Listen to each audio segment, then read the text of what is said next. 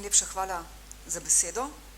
Torej, kot smo že slišali, je znanstveni opus Janka Pleterskega skoncentriran in zelo obsežen, približno pa razdeljen na 4 sklope. Torej, Koroški Slovenci, študija o narodno-politični zgodovini s posebnim poudarkom na razbiranju procesov, ki so vodili v prelom slovenske zgodovine leta 1918, nacionalno vprašanje in druga svetovna vojna. Najin prispevek bo sodil v sklop, ki razmišlja o narodno-politični zgodovini pred letom 1918 in kot vemo, je bil Pleterski avtor nekaterih ključnih del z tega področja, recimo prva odločitev Slovencev za Jugoslavijo, politika na domačih tleh med vojno 1914-1918. Njegovo drugo monumentalno delo, ki je še vedno zelo citirano, pa je seveda dr. Ivan Šuštaršič 1863-1925, pod prvaka slovenskega političnega katolicizma, ki v zakulisju akterja Šuštaršiča razčlenjuje slovenski politični razvoj v obdobju narodove emancipacije od 90. let 19. stoletja do leta 1918. V ta sklop recimo sodi tudi izdani veri politično preganjanje Slovencev v Avstriji 1914-1917 in pa se pravi še cela vrsta razprav, ki posegajo kronološko v čas Prve svetovne vojne, mnoge zbrane v posebni monografiji študija o slovenski zgodovini in narodnem vprašanju.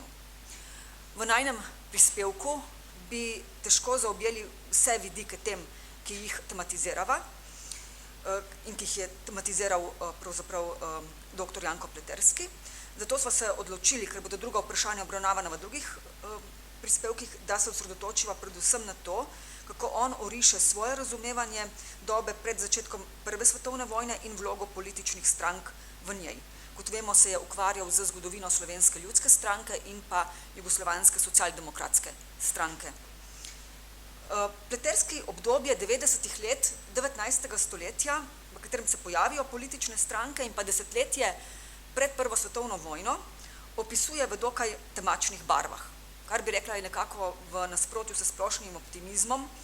Vemo recimo, da se takrat vseeno začne uspešno dogajati gospodarski razvoj, ki sicer v 70. letih slovenski teritorij doživlja strukturno krizo, je pa v 90. letih se zadeve počasi spremenijo in se dogaja nek počasen gospodarski vzpon in tudi bolj dejavna podjetniška pobuda, kot recimo omenja dr.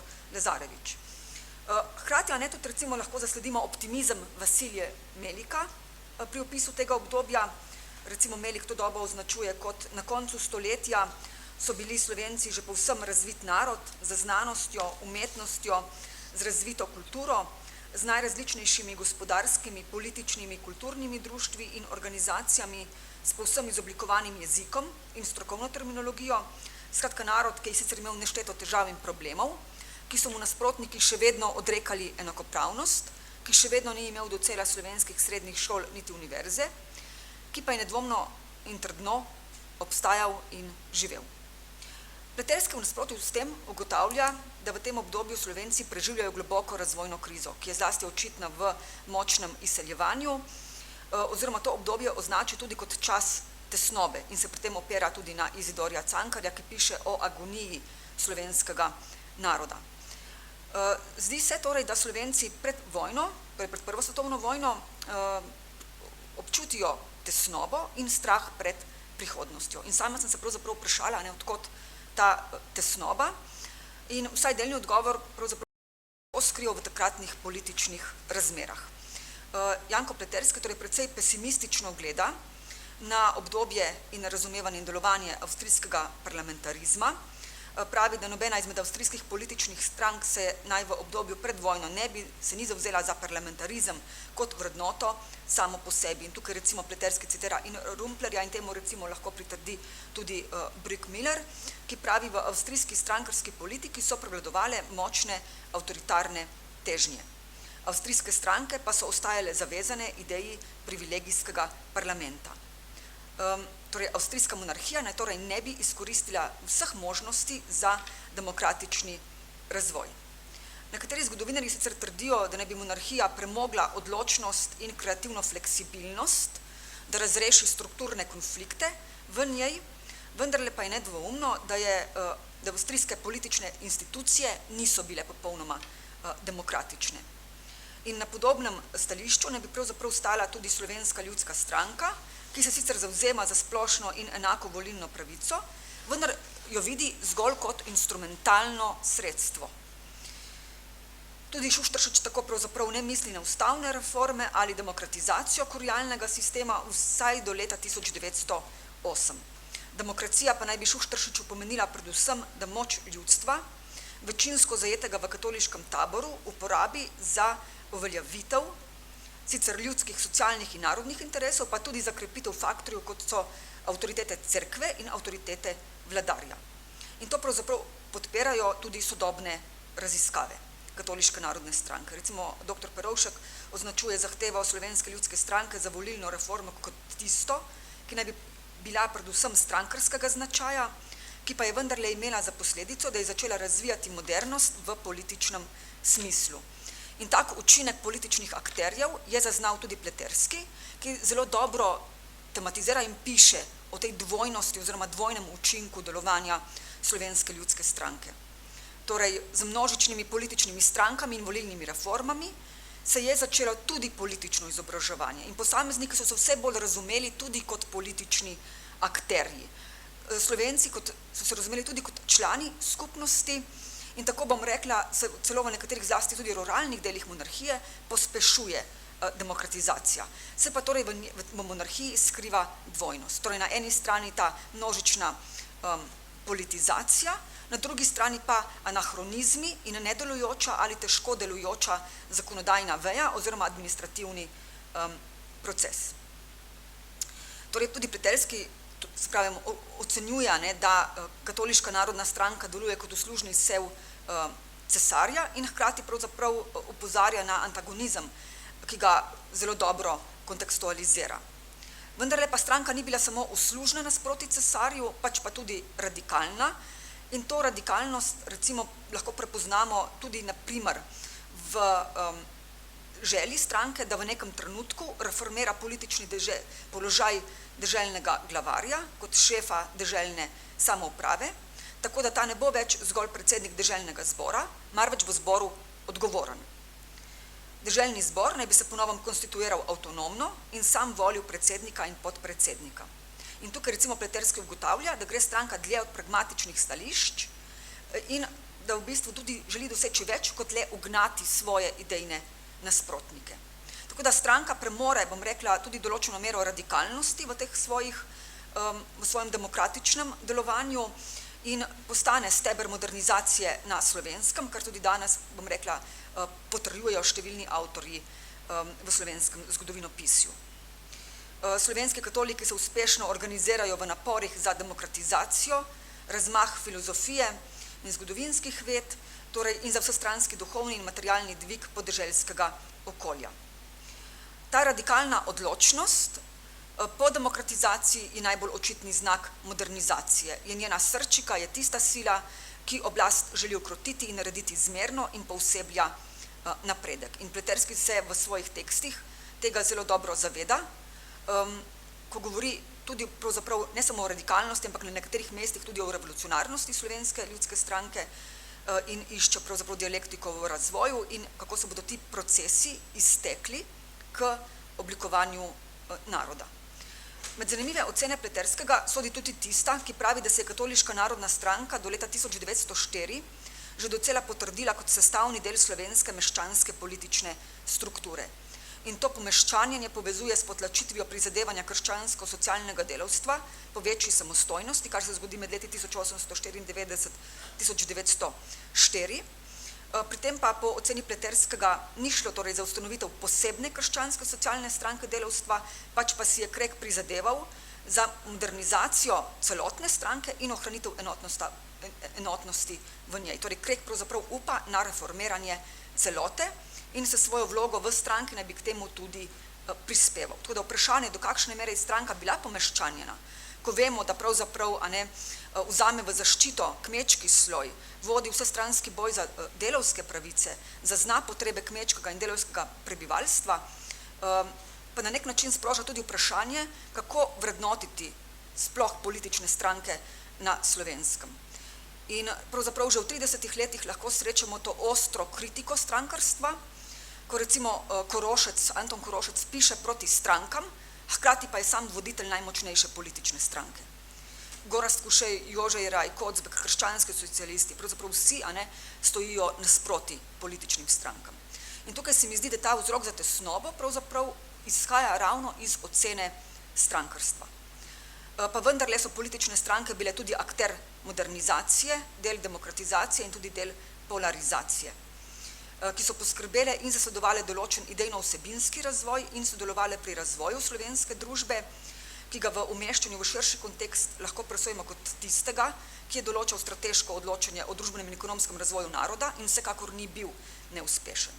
Naj za konec samo še dodam, da je v razpravah o zgodovini slovenskih političnih strank pred Prvo svetovno vojno referenca Pleterskega še vedno zelo prisotna in je v mnogih pogledih tisti, ki oblikuje in utrdi nekatere ključne sklepe in mnenja, ki pravzaprav ne umanjkajo iz resnih razprav o političnih strankah pred Prvo svetovno vojno.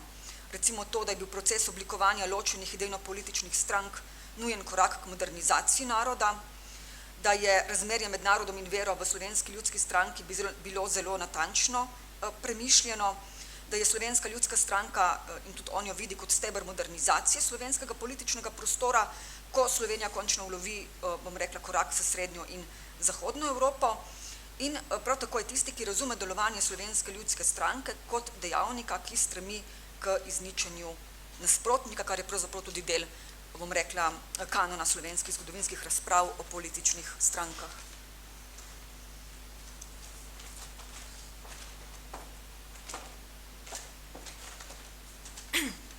Pleterski je pomemben del svojega obsežnega opusa posvetil zgodovini delavskega gibanja in delavskih strank.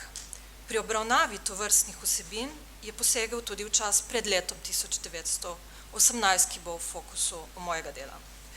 Zgodovino delavskega gibanja je na primer predstavil v uvodnem poglavju, kot smo že slišali, pozabljene zgodovine Zveze komunistov Jugoslavije, ki je šla leta 85 oziroma 86, gre za knjigo tako Deželak Barič, ki je v takratnih letih inflacije vrsti raznovrstnih skupinskih projektov predstavljala edino realizacijo na področju sodelovanja jugoslovanskih zgodovinarjev.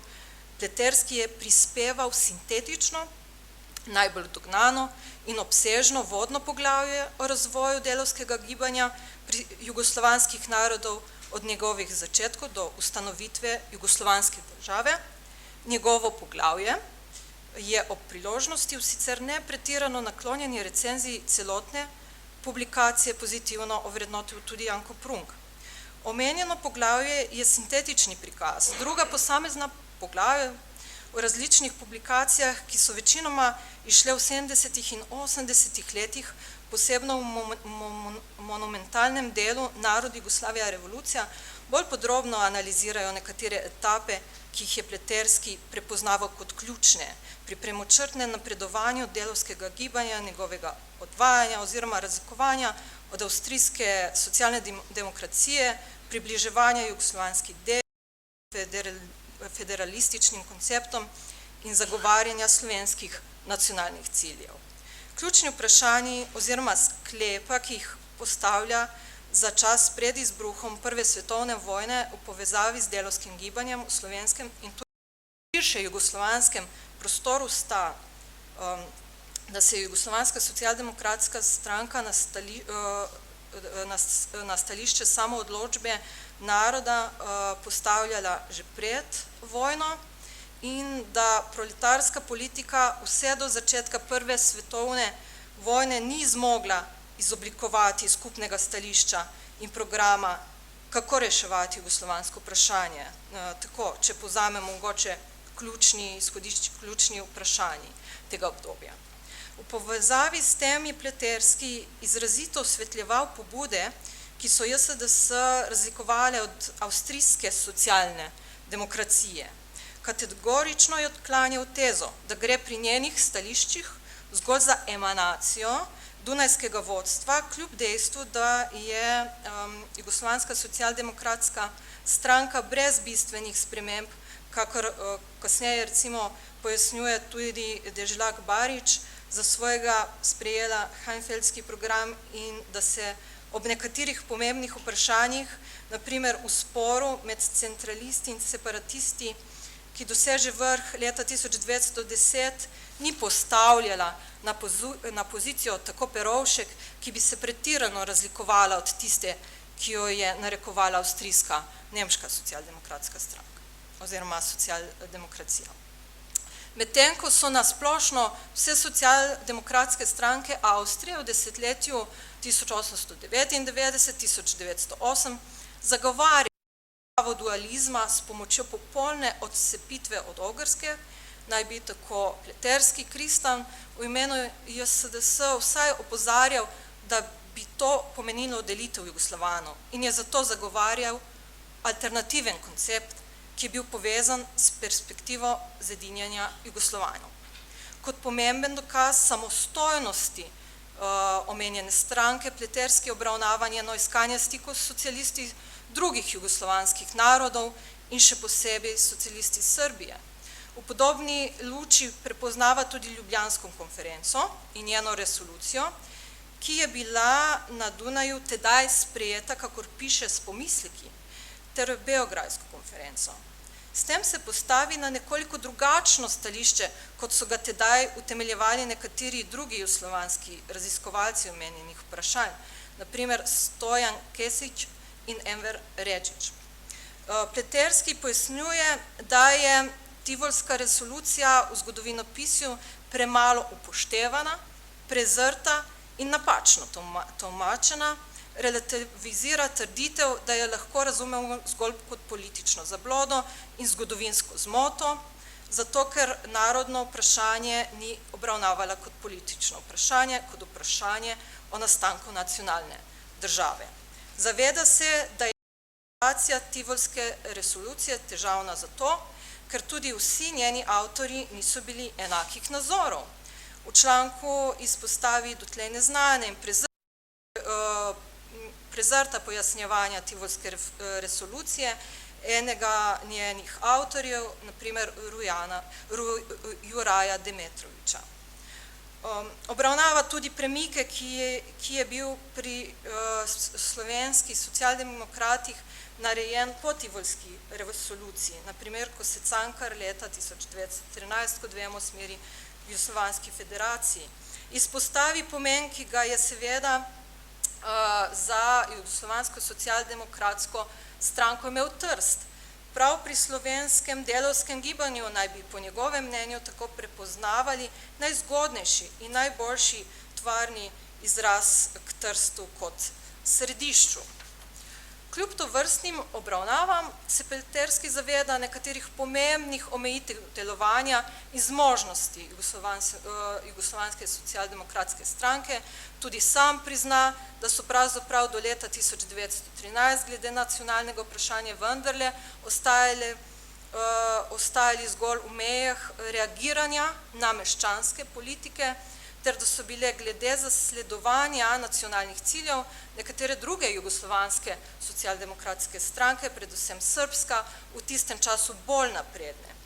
Preizprašuje se o možnosti volilne baze stranke ob zavedanju, da je ne gre izenačevati s proletariatom, delavskim razredom, ki je vrh vsega bil pred letom tedaj pri nas še razmeroma malo številen. Čeprav se je seveda njegov odstotek povečeval, kakor pravi, sklicujoč se na podatke avstrijske statistike, hitreje kot pri nekaterih drugih narodih Habsburške monarhije. V tem smislu tudi izpostavi tedanje možnosti JSDS pri naslavljanju najbolj množične družbene skupine, kmečkega prebivalstva, o odnosu slovenskega delavskega gibanja do kmečkega vprašanja, problematike, ki je JSDS ni znalo streljati, so tedaj, torej že v 80-ih letih in tudi kasneje, bolj podrobno sicer pisali nekateri drugi avtorji, spet Deželak Barič oziroma Rozman. Nekakšen odmik od zgodovinopisja, ki delovanje Jugoslovanske socialdemokratske stranke pred Prvo svetovno vojno razumem bolj v sozvočju s Cankarjevim stavkom, da stranka ni videla naroda, narod ni videl stranke, je posredno utemeljen tudi z umestitvijo specifično slovenskih razmer v splošen kontekst razvoja mednarodne marksistične misli. Pri obravnavi marksističnih pogledov na nacionalno vprašanje ni izpustil zanj nelagodnega Marksovega neupoštevanja majhnih oziroma nezgodovinskih narodov, med katere je prišteval tudi slovenskega, tudi ni odmislil ali zanemaril dejstva, da se je v delavskem gibanju vse skozi pri posameznih akterjih obnavlja, kot ga je sam poimenoval, nacionalni nihilizem, torej stališče, da za delavsko gibanje narodi niso bistveno pomembni. Posebno je med tovrstnimi nacionalnimi nihilisti, kaj pa da izpostavil avstrijske socialiste, na primer Viktorja Adlerja. Kljub temu je v svojih razpravah vendarle poskušal izslediti pot v smeri upoštevanja nacionalnega vprašanja strani delavskega gibanja in zanikati po njegovem mnenju buržoazno prepričanje, da je socializem anacionalen. Na več mestih je tako na primer opozoril na spremembo Marksovih pogledov v tem smislu tudi. Če bi tu